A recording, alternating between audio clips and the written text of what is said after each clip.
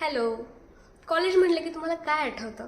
मला तरी आमचा कॉलेजचा ग्रुप आठवतो, जिथं आम्ही कॅन्टीनमध्ये बसून भन्नाट मजा करत होतो, लेक्चर्सची बंक मारत होतो आणि सर्वात महत्त्वाचं म्हणजे पहिल्यांदा कुणीतरी मनात भरलं होतं, आवडायला लागलं होतं. तेव्हा ते प्रेम वाटलं होतं, पण नंतर लक्षात आलं की ते फक्त आकर्षण होतं. तर अशा सगळ्या कॉलेजच्या आठवणींमध्ये तुम्हाला वापस घेऊन जाणारी युवा साहित्य अकादमी पुरस्कार प्राप्त कादंबरी काळे करडे स्ट्रोक्स याविषयी मी तुम्हाला आज बोलणार आहे.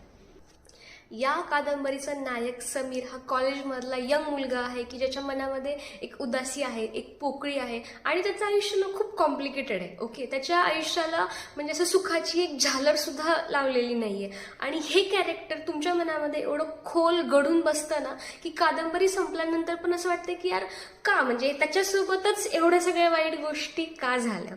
ओके, सो हे पुस्तक तुम्ही वाचा. याचा विषय खूप बोल्ड आहे. याच्यामध्ये तारुण्यात असताना ज्या कुठल्या गोष्टींना एक तरुण फेस करू शकतो त्या गोष्टी यात मांडलेल्या आहेत आणि I think this could be one of the reason की या कादंबरीला युवा साहित्य अकादमीचा पुरस्कार प्राप्त झालेला असावा. हे पुस्तक वाचल्यानंतर आय बेट, ओके, मी तुम्हाला चॅलेंज देऊन सांगते की नेमकं काय फील करावं हे तुम्हाला कळणारच नाही.